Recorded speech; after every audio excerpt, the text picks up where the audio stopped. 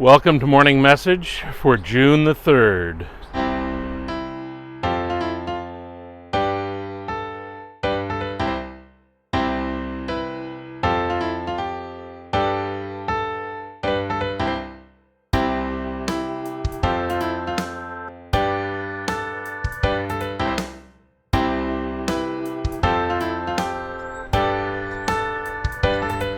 Last Tuesday, I balanced a spoon on my nose for the morning message, which is a pretty cool talent as far as I'm concerned.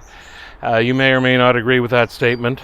In any event, while I was doing that video, I made the extraordinary claim that I could also balance a baseball. That's what I said. I don't know what that meant, except that what I probably intended to say was that I could also balance a baseball bat on my hand, like this. I don't have a baseball bat. I mean, I have one. I just couldn't find it this morning. So, I can do this. And I can sustain that for a while. And I can also do this.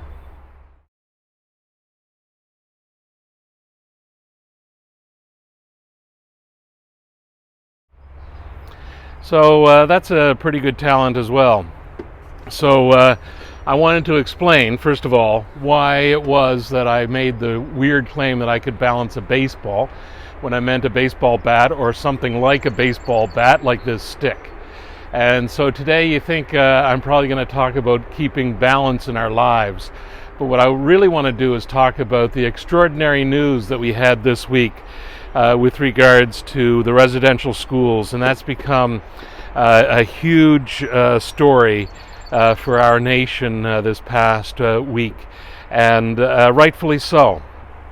It's something we have to deal with, whether we like it or not, no matter how painful, embarrassing, discouraging it might be, how angering it is as well. It's something that we have to deal with, and we have to deal with this kind of issue in each and every one of those residential schools, and it's going to be difficult. No doubt about it, it's going to be difficult. And I guess my message today is for the settlers. Our responsibility at this point is to be present with all of that pain, all of that anger, and not to judge it, not to try to comfort it or make it go away, just to be there, to just kind of hold all of that in balance. And it's going to be difficult, and there's times that the wind is going to try to blow things over, or things are going to try to affect it that will change it, and it'll make it very difficult for us. But it's important for us to just be present and try to help hold those things in balance. It's also important for us to take responsibility for the future, to do what we can in terms of that healing process, to issue apologies. Our Anglican Church of Canada already has, but to back that up with real action, to continue to be present with Indigenous peoples as they struggle with the memory and the outcome and the and what the residential schools does to their community, but also to make a pledge to make sure that the things that we tried to destroy, which is really what the policy was intended to do, manages to that we also manage to try and restore those things that we tried to destroy. I think that's a real important aspect of what we can do in terms of moving into the future and really achieving a true sense of reconciliation. But I think it's also true, as we try to hold things in balance, that we don't forget other things that also have to be done. Something that to me seems as simple as clean drinking water. I mean, settler communities can do it, And there's no argument, there's no fuss about cooperation between federal, provincial, and municipal jurisdictions. Those kinds of excuses are nonsense.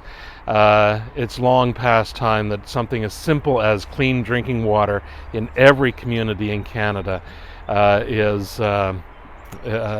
achievable. We can do that. We've done it for settlers, we can do it for everybody.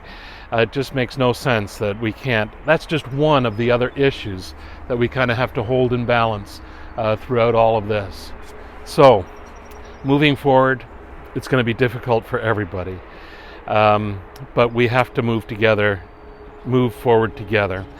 And as we do that, to try and hold things in balance, not only all of the issues that come up out of the residential schools, but also all of those other issues that we have to address as well, including clean drinking water, including restoring language and culture and those sorts of things.